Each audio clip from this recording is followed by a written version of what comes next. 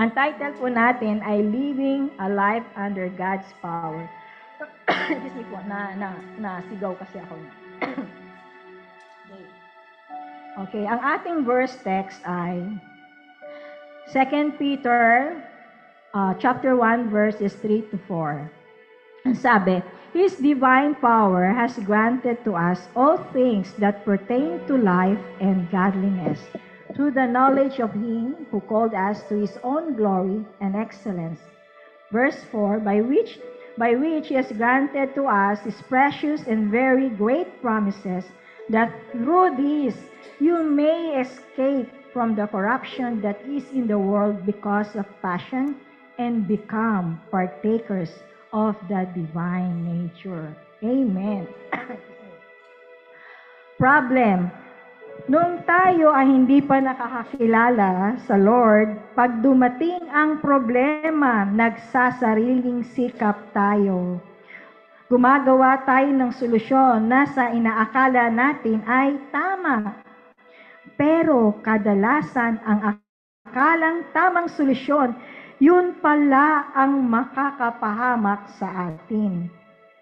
Namulatan ko na ang tatay ko na palaging bumibili ng sweepstakes.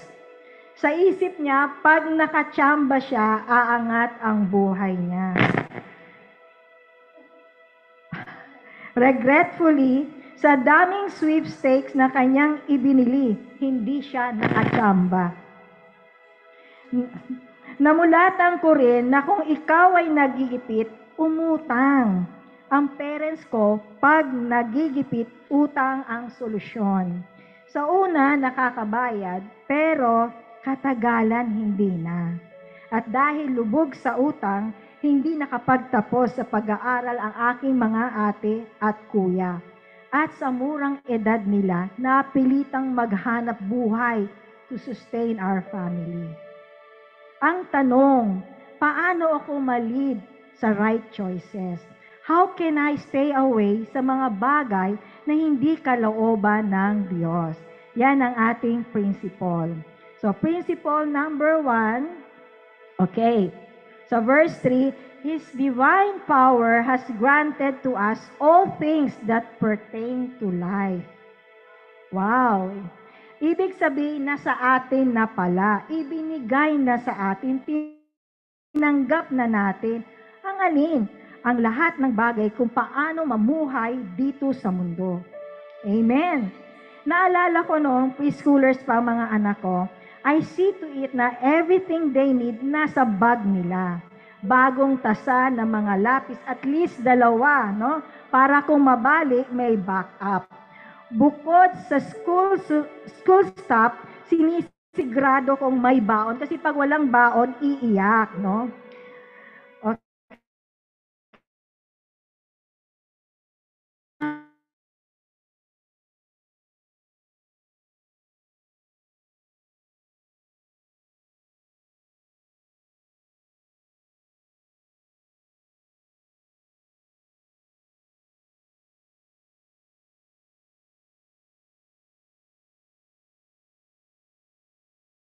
Kailanganin, inilagay ko na sa kanyang bag.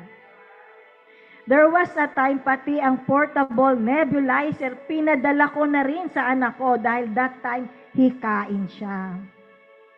So everything he needs, pinapadala ko na.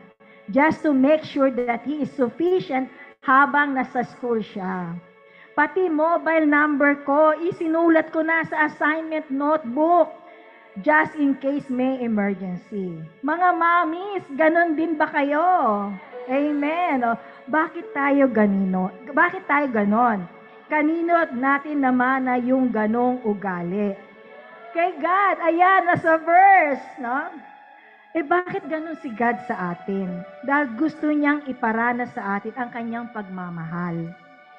Just imagine, pinadala niya ang kaisa-isa niyang anak para tayo maligtas, di ba? So everything you need in life, all things you need to live has been deposited inside of you when you accepted Jesus. Amen. Hindi mo na kailangan mainggit sa iba dahil meron ka rin. It is inside of you.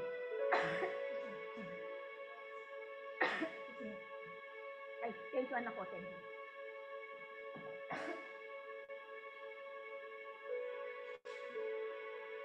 Hindi sanay magsalita ang lola mo.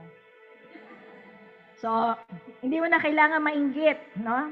Dahil meron ka rin. It is inside of you. If you are sick, God has placed healing inside of you. If you are in need of money, God has deposited money inside of you. If you are in need of direction, meron na rin direction si God na inilagay sa iyo bago mo pa kailanganin. If you are broken, God placed restoration inside of you. I remember a testimony of Pastor Mina regarding shoes. No? God provided her all the shoes she requested. Just imagine 12 to 14 pairs, no? Na branded Italy lang naman. Dahil before Pastor Min asked God, the shoes were already in her. Na i-ready na ni God. Kung kailangan mo ng bahay, kotse, travel, negosyo, at kung ano-ano pa, ang sabi ng verse, everything you need has granted to us all, no? Given to us all. That is how God loves you and me. Before you needed it, He made sure it would be available. Pati, amen, pati yung problema mo sa asawa mo, sa anak mo, sa kapatid, or sa magulang mo, even sa boss mo, o sino mang tao na may issue ka, may solusyon na inilagay na ni God sa iyo. Amen. Ikaw kapatid na in need of bahay, na i-deposit na ni God yun sa iyo. Amen. You will be surprised na hindi lang isang bahay ang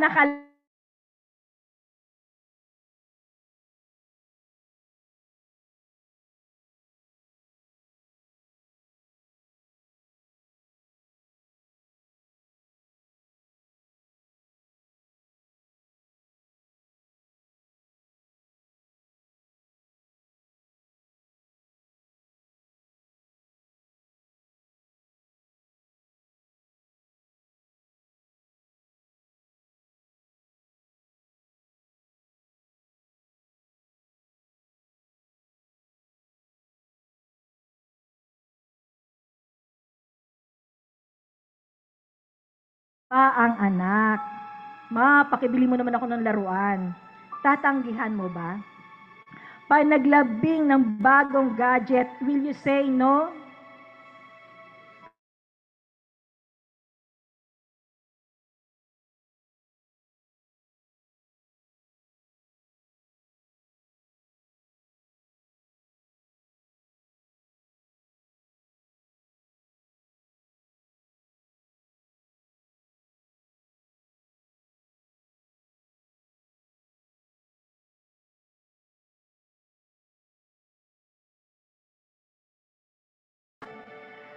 Next slide.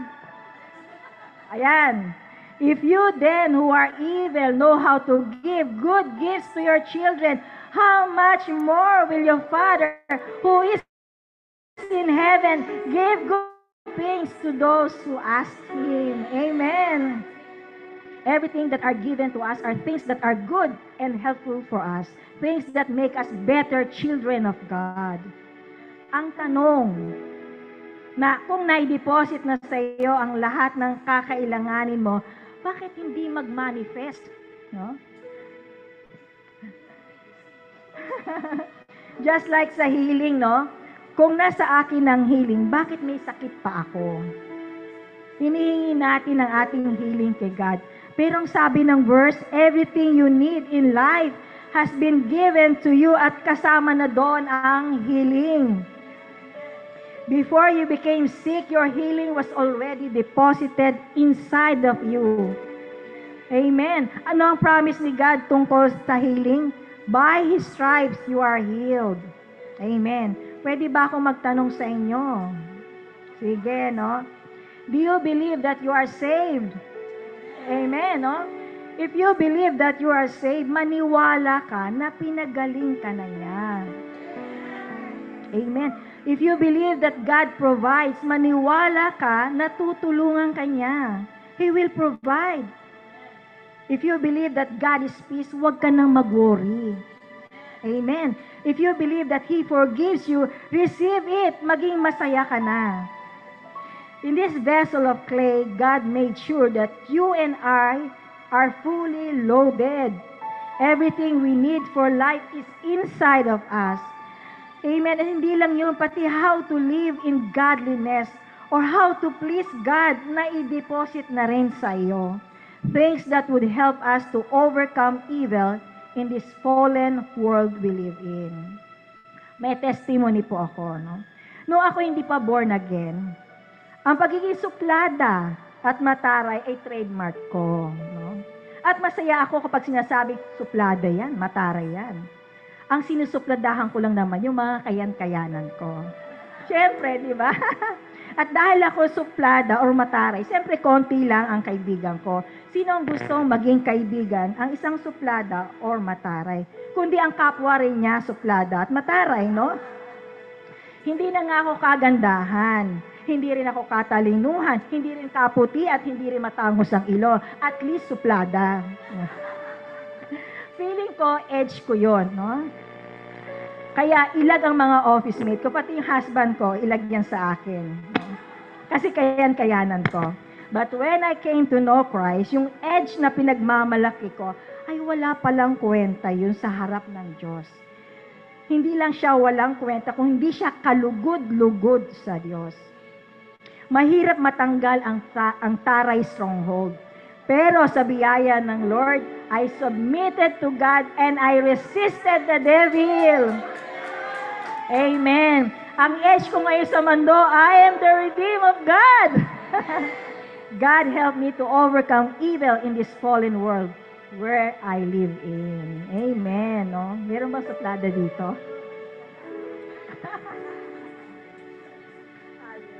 Okay, dahil sa kabutihan ng Diyos, naisip ko, paano ko kaya mapasaya si God, no?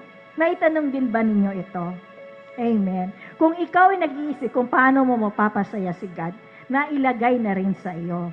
How to be forgiving, how to be gentle, kind, peace-loving, understanding, and many, many, many more. Nasa iyo na. Anong sabi ng verse? Sa verse 3, slide please. Yan. Christ is God, and by His own power, He has given us everything that we need to live and to please God. Amen. May testimony uli ako. Nung maliit pa ang mga anak ko, tinuturo ko sa kanila, if may natutulog, huwag silang mag-ingay to show respect sa natutulog. Kaya pag natutulog ako, I could hear them whispering. Sabi ni Kuya, huwag kang maingay at natutulog si Mama. Kaya nung marinig ko yon, it pleased me. Okay, ganun din si God sa atin. Hindi secret ang likes and dislikes niya. It is all written in the Bible. Do not lie, do not steal, love one another, forgive one another, and so many more. Kaya if obedient ang mga anak sa mga magulang, syempre masaya ang mga magulang.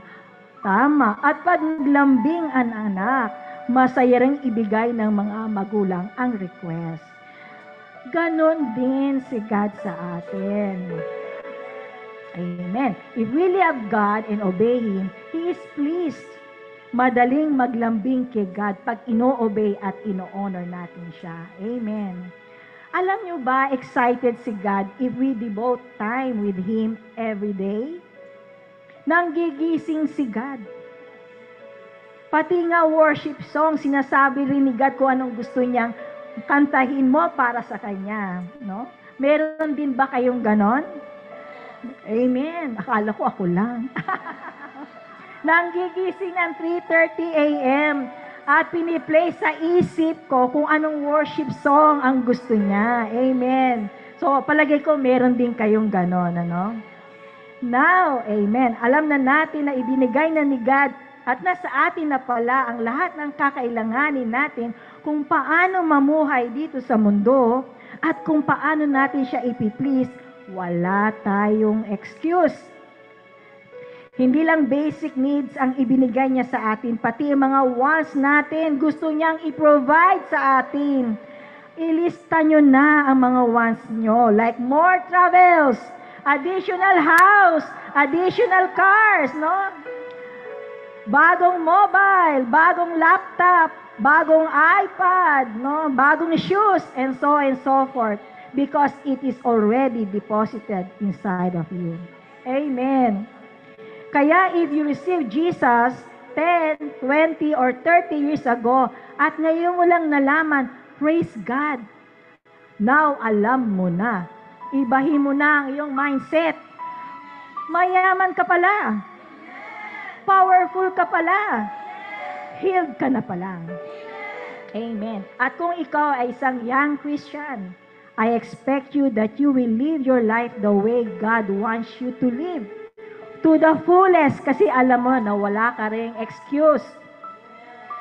Amen. So, no excuse na mahirap tayo, ha? No excuse na may sakit tayo. No excuse na broken tayo. No excuse na wala tayong bahay. No excuse na hindi natin kayang i-please si God. No excuse na we cannot know Him. No excuse. Dahil everything we need in life and godliness has been given to us. Amen. O, may tanong pa ulit. Paano mag-manifest sa akin yung mga bagay na ibinigay sa akin ni God? Yan po ang principle number 2. Taran! Slide please. Ayan. God gives you His powerful promises. Okay. Sabi sa 2 Peter 1:4, by which He has granted to us His precious and very great meron shaking of the ground. Great promises that through this you may escape from the corruption that is in the world because of passion. So where can we find His precious and great promises? Siyempre sa Bible, no? Hindi ito nakukuha kung saan-saan lang. Kaya panalo dito ang palabasa at palakinig ng kanyang salita, yung nag-LGI. Amen. Hindi lang binabasa at nakikinig, kundi inaaral ang kanyang salita at ginagawa, no? Nasabi ko kanina na mga magulang ko kung nagigipit, utang. Dahil yung namulatan ko, namana ko yon. Namana ko ang kanilang mindset. Pag nagipit, utang. Primero, manageable pa ang pagbabayad ko ng utang hanggang sa umabot na halos pantay na ang sahod ko at ang amount na utang na dapat ko bayaran every payday. So, almost pareho na. One day, isa sa mga teachings ng aming Bible teacher, ang Malakay 3:10, ang pagbibigay ng tithes and offering. Ang sabi ng teacher namin, kung gusto niyong i-bless ng Lord ang resources niyo, maging tapat kayo sa inyong tithes and offering. Wow, sabi ko. Noong marinig ko yun, parang sa akin yung message na yun hindi niya naman alam ang problema ko sa pera. But when I heard the revelation, it made me excited. There was something in that promise that quickened me. There was something in that promise that is attracting and pushing me to do it. Gusto kong i-bless ng Lord ang resources ko dahil halos wala na akong maiuwing pera sa bahay. Pero paano? Kung magta-tithe ako, wala akong maiuuwing pera. Pero dahil pinanghahawakan ko ang kanyang pangako na aayusin niya ang aking resources, pikit mata kong ibinigay ang aking tithes. Amen. No? So every payday, ewan ko ba bakit excited akong mag-tithes. Knowing na may utang ako at dapat bayaran at dapat may mauwi akong pera sa bahay. Hindi ko matandaan kung paano ko itinawid ng Diyos sa aking mga needs. Pero napapansin ko, paliit ng paliit ang utang ko. Amen. At palaki ng palaki ang aking take-home pay, no? Yung pangako ni God sa Malakay 3:10 na i-bless niya ang aking resources, yun ang pangako na nakaiwas ako sa korupsyon ng mundo, which was utang. Dahil sa dakila at napakahalagang pangako niya na iiwas ako ng Lord sa tananikala ng pagkautang. Tama nga at naideposit na ni God sa akin ang strategy. Amen. Bago pa ako nagkaroon ng problema sa pera.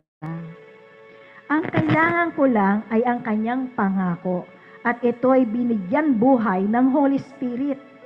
The Holy Spirit revealed to me the secret of Malachi 3:10 on how I can escape from utang. John 6:63 sabi, "The words that I speak to you, they are spirit and they are life."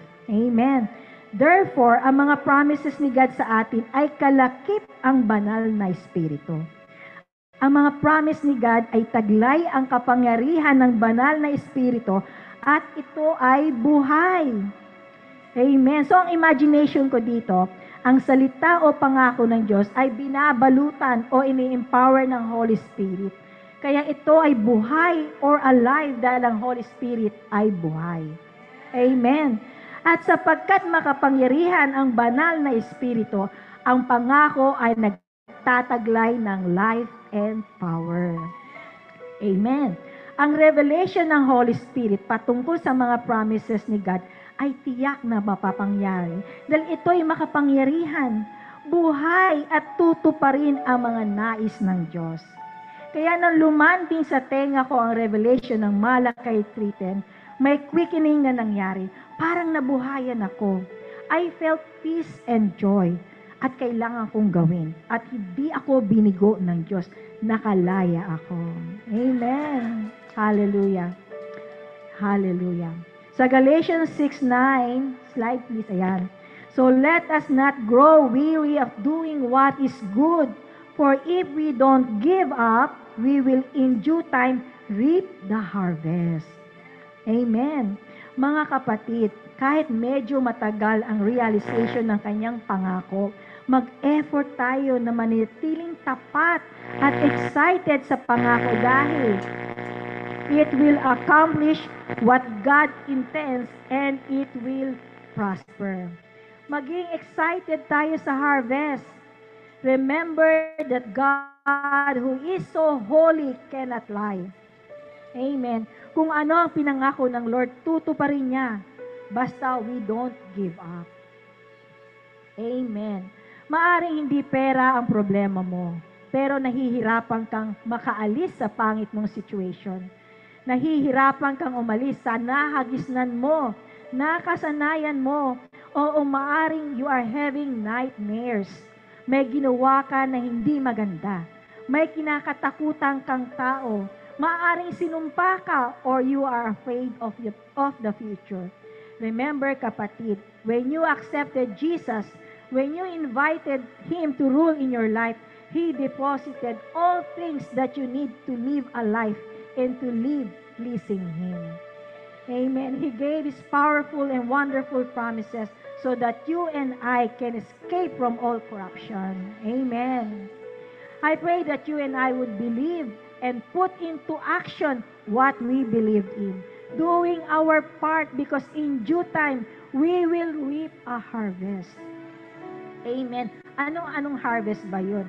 A harvest of answered prayer. A harvest of breakthrough. A harvest of peace. A harvest of miracle. A harvest of joy. A harvest of love. A harvest of restoration. A harvest of promotion, increase, and so on and so forth. Amen. Mga kapatid, Jesus did not die to make you poor. He did not die to make you sick. He did not die to make you miserable. Amen. He died so that you can be free. Amen. Amen. John 10:10, slide please. But Jesus came so that we may have life and enjoy life and have it in abundance to the full till it overflows. Amen. Kapatid, if overflowing ng buhay mo, praise God. Na-capture mo na ang revelation ng ating text verse. Amen. Now, if hindi ka pa overflowing, don't worry. God committed Himself to give you life and to enjoy and have it abundantly to the full till it overflows. Hallelujah. Hindi mo na kailangan hingin kay God kasi it has already been given to you. Thank you, Lord. Ngayon, alam na natin ang lahat ng bagay ay naideposit na sa atin. At upang mapangyari ang mga nakadeposit sa atin, kailangan may revelation si Holy Spirit sa mga promises na ibinigay ni Jesus sa atin. So after knowing that He has given us everything we need in life and to please Him, and that He gave us promises that would help us escape the evil desires of the world, meron pang ginawa ang Diyos sa atin na kamangha-mangha. Ready na kayo? Excited na kayo? Principle number 3. God gives you His supernatural nature. Wow! Amen! No? Sabi, by which He has granted to us His precious and very great promises, that through this you may escape from the corruption that is in the world because of passion. Ito na. And become partakers of the divine nature. Amen. Kung anong nature ni God, meron din tayo. Wow! Amen. No? Kung anong likas ng Diyos, kapatid, meron ka rin.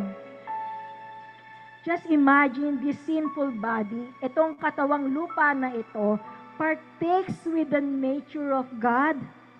The God who created heaven and earth, the God who is so holy, the God who is so powerful and awesome, gives His nature with us. And that is because He loves us so much. Remember, it was Jesus' sacrifice that made us partake in His supernatural nature. Hindi pinagdamot ni God ang kanyang likas, kundi ibinahagi niya sa atin. Amen. In His awesome and majestic mind, hindi siya nag-atubiling ibahagi ang kanyang likas. The God who is omnipresence, omnipotent, and omniscience, His nature becomes part of us. Amen. And because of this, we are living in the supernatural. Amen. God is supernatural. His life is supernatural. And He's sharing it with us. Ang taong lubog sa utang, mantakin mo nakaahon, at hindi lang siya nakaahon, umigi pa ang finances niya. That is supernatural. Amen. Namimigay pa daw. At hindi lang yon. Can you imagine yung taong nahihirapan kang patawarin? Napatawad mo na? That is supernatural. At yung tao na hanggang langit ang galit sa'yo, bigla kang pinatawad. Woo! At may dalang peace offering. Amen. At naging destiny helper mo pa. Oh my goodness. Hallelujah. Supernatural. Can you imagine na yung anak mo na iniiyak mo kay God, biglang bumait? Amen. At yung asawa mo na infidel, naging faithful sa iyo. That is supernatural. Mga kapatid, when we value and use the nature of God appropriately, no great problem is hard for us. You are living in the supernatural. Amen. Mga iba sa inyo, alam na ako po ay isang cancer survivor. I was 29 years old nang ako po ay ma-diagnose na may cancer. Papillary carcinoma in the thyroid. That was 31 years ago. 60 years old na po ako ngayon. And by God's grace, buhay, lola na. At nagpapagamit sa Diyos. Amen. Amen. Hallelujah. Sometime last year, nakaramdam ako ng sobrang sakit ng tiyan ko. Ascending ang pain. At humingi ako ng prayer kay Pastor S. Ang sabi ni Pastor S, tawag siya agad. She prayed for me at hindi nawala ang sakit. Sabi niya, pumunta ka na sa hospital. Pagdating sa hospital, in-ultrasound. So, may something sa kidney ko. May nakita, may suspect na bato. At kinakailangan ng opinion ng neurologist. Sabi ng neuro, kailangan magpa-CT stonogram ka. Tama ba? CT stonogram. Doon nakita na may stone sa kidney ko. Binigyan ako gamot para may flush out ang stone. Then balik daw ako after 2 weeks.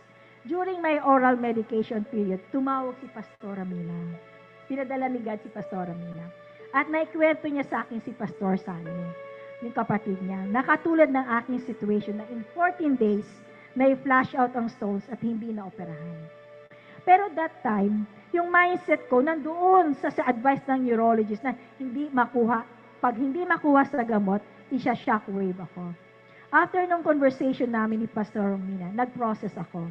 Ni-replay ko ang conversation namin. Then the Holy Spirit reminded me, di ba cancer survivor ka? Ay, oo nga no, sabi ko. Kung naitawid ako ni God sa cancer, manilang ito. Amen. Nag-sorry ako kay God at sinabi ko kay God, Lord, katulad ng kay Pastor Sani, I'm giving you 14 days to heal me.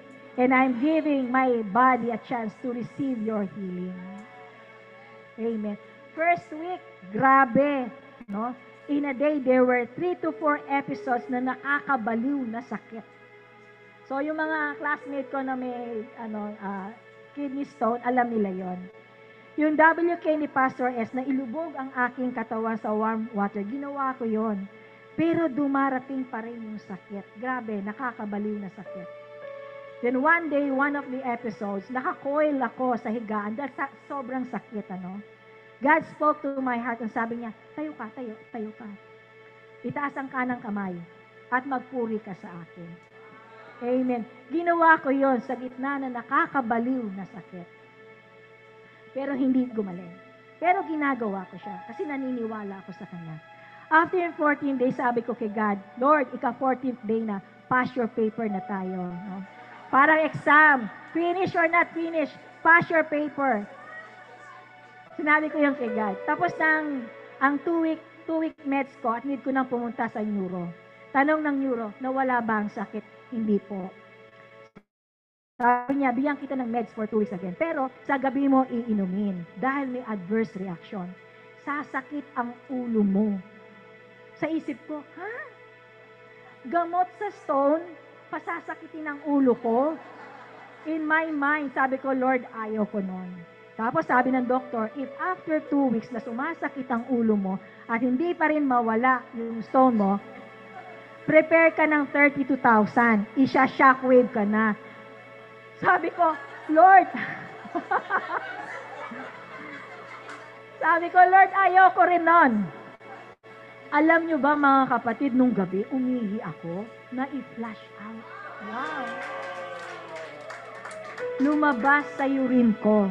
Kasing laki ng palay. No? Akala nyo na-save ako sa medicine na nakakasakit ng ulo. At na-save din ako sa shockwave. No? God healed me on the 14th day. Amen. Hallelujah.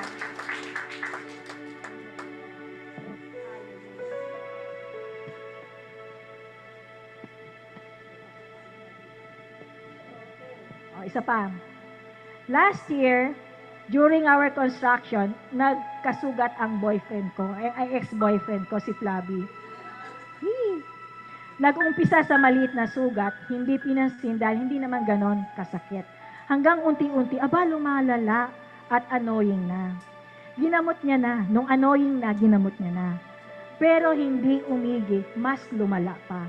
Hanggang sa namaga na ang buong leg niya. At kinakailangan ng i-doktor. Sabi ng doktor, hindi nakakayanin ng antibiotics. Kailangan na siyang operahan para makuha yung mga pus or nana. He was scheduled after 2 days. Pag uwi namin ng bahay, nag-declare na kami ng healing. Nagpalayas ng evil spirit.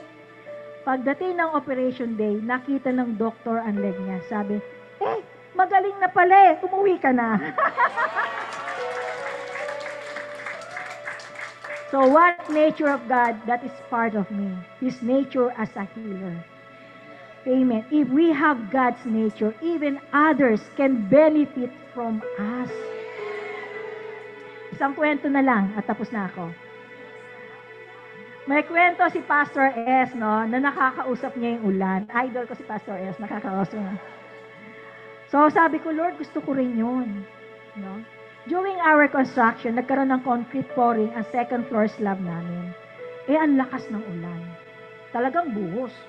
Tinanong ko si husband kung magiging masama ang effect ng concrete pouring. Sagot niya, hindi naman. Kaya lang lilitaw yung graba. At pag tumigas ng semento, hindi na siya smooth dahil nakalitaw na nga ang graba. So naisip ko, hindi pwede ito. Project ito ni God eh. So sa loob ng bahay, tumapat ako sa bintana at sumigaw ako na, ulan! Malakas kasi lakas ng ulan eh. Sa pangalan ni Jesus, inuutusan kitang huminto. Nako, mas lalo pang lumakas. Try pa uli. Second, third, at napagod na ako. Sabi ko, Lord, alam ko narinig ako ng ulan. Kaya, bahala ka na. Aba, maya-maya, humihina na ang ulan hanggang sa nawala na.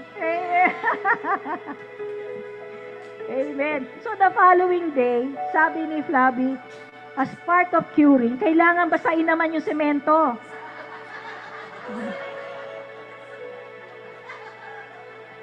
At dahil nasa second floor, tsaka ika-ika siya, dahil may sugat pa nga siya, hindi niya mabasa ang second floor, no? Morning yon, nag-aalmusal kami. Sabi ko, alika, tawagin natin ang ulan. Sumigaw na naman ako. Ulan, sa pangalan ni Jesus, pumarito ka naman, no? Dalhin mo yung lakas mo at basahin mo yung aming second floor. Umulan ba? Hindi. Pero bago mapananghali, pumatak ang ulan. Tuwang-tuwa ang boyfriend ko. Kasi umulan hanggang gabi. Okay, summary. Living a life under God's power. No? God gives all things for life and for godliness. Number 2, God gives you His powerful promises. And number 3, God gives you His supernatural nature. Amen. Mga kapatid, may sasabihin pa ako. Mga kapatid, God deposited all the things we need to live a victorious life. And all the things we need to please Him. He gave His great and powerful promises so that we can escape the corrupt world where we live in. And when we experience the reality of His promises, we become like Him. We become people of supernatural. Amen. Thank you for letting me share.